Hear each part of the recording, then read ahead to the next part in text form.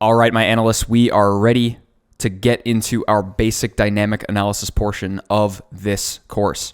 So before we do that, a couple of things to think about. First thing to think about is that we have a certain amount of notes now, and we should let this inform how we perform our basic dynamic analysis. In other words, from the strings that we've pulled out, we already have a bead on a couple of potential indicators, host and network indicators. So we'll be on the lookout for things like this, and I'll show you exactly how to apply that and what to look for here in a moment. But the other thing that we have to worry about is making sure that our tools are up and ready to go as far as the detonation of this malware is concerned. So I want to start by doing something here. If we don't have all of our tools up and running, let's say we arm this piece of malware and we say, all right, it's time to see what this does, and we double click and we get a command prompt window briefly, and then the malware disappears. And so what just happened? Well, we're not totally sure, right? Because we didn't have all of our tools up and running and ready to go. Now, one thing that this malware does is that it reaches out to a domain and tries to see if it's online. And in a sandbox without an internet connection, there's not going to be any domain for the malware to contact.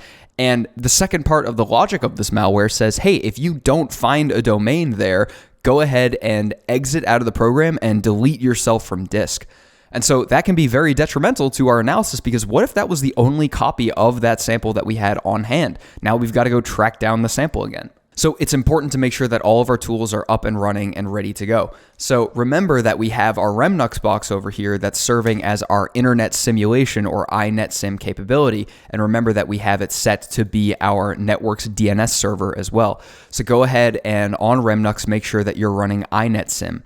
And the other thing that I like to have during the basic dynamic analysis portion is a listening instance of Wireshark. So go ahead and type in sudo Wireshark, and when the Wireshark GUI comes up, you can go ahead and click on the main adapter here and click this blue shark fin icon, and you can start capturing packets. There's not going to be a whole lot going on. Remember that this is a completely isolated network, but we can check this now by opening up a web browser, and we can go to google.com. And remember, iNetSim will serve us the default internet simulation page. And if we search for something like TCP port equals 80 and click go, we can see that there is now traffic being generated here. So if we go to something like http://freetshirts.info, we'll be able to see that request to freetshirts.info, and we can look into some of the different headers in Wireshark to go find that. So in any case, all we're really doing here is making sure that our internet simulation capability is up and running and that we have our tools ready to go. So we can exit out of that, and let's open up the labs again. We'll go back into the basic static portion. Remember that we're using the same sample here, and we'll bring this over to the desktop. Infected is the password again. All right, and we're moving out of basic static into basic dynamic. So what we'll do is remove the .malz extension and change this to our executable format. Now, if we examine some of our notes from the basic static analysis, we already have a couple of things that we can drill down on to see if we can find more indicators when we run the malware itself. So there are lots of things here, and we can kind of break these up into the host-based indicators and the network-based indicators. Now, something like a URL right here, so we see this SSL-6582 datamanager.helpdeskbros.local/favicon.ico, that would very much be a network indicator, or at least a potential network indicator. So why don't we take a piece of this, and we're going to copy this favicon.ico right here. And we're going to use the tools available to us to identify more information about the network interactions that will be taking place. So let's go over to Remnux, where we have our instance of Wireshark running, and we're listening on our main interface. And what we want to do is take a piece of that information and see if we can search within Wireshark and filter the packets that are going to be coming into the server to identify more information about these web requests. So we're going to do something like http://request, and you can kind of see it right there in the autofill,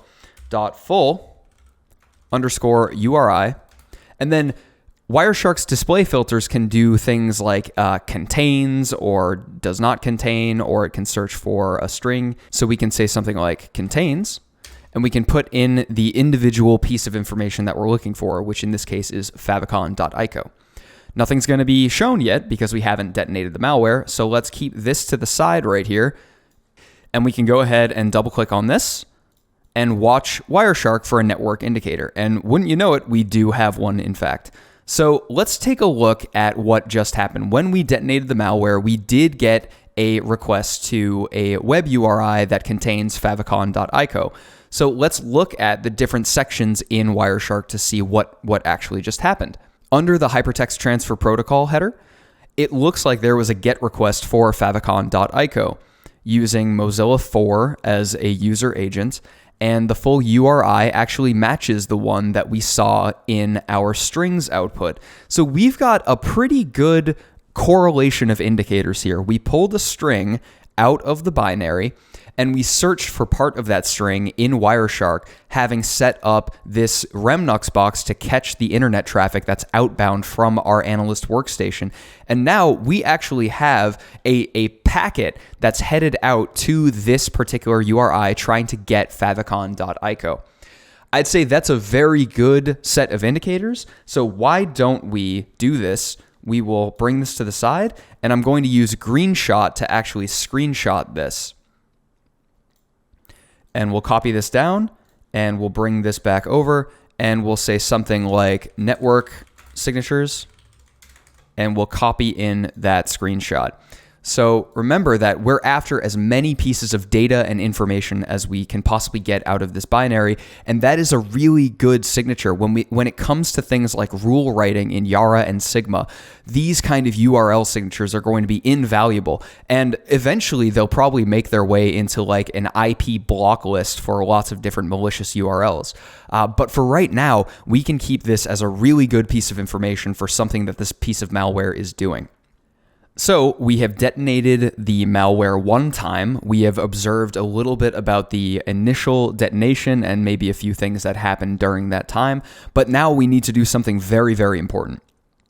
At this point, you don't know the full scope of what the malware has done, right? We might have a couple of network signatures. We might even have picked up a host-based signature, but you're not sure if the malware has installed itself as a registry key, or it has installed itself as a scheduled task, or it's deleted files, or it's added files. We don't know any of that. So what we have to do now is revert back to our clean, known good state.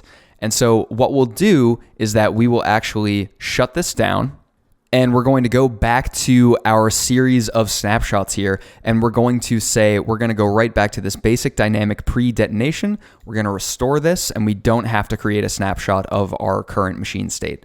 And we'll go ahead and restore. And so now that that's back to being the current state, we can start up Flare VM again.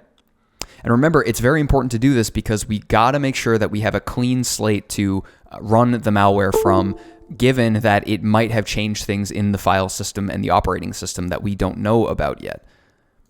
So at this point, we're free to rearm our binary and execute it again. And this time we'll use other tools to look at the host-based signatures. So meet me in the next video and we'll take a look at those.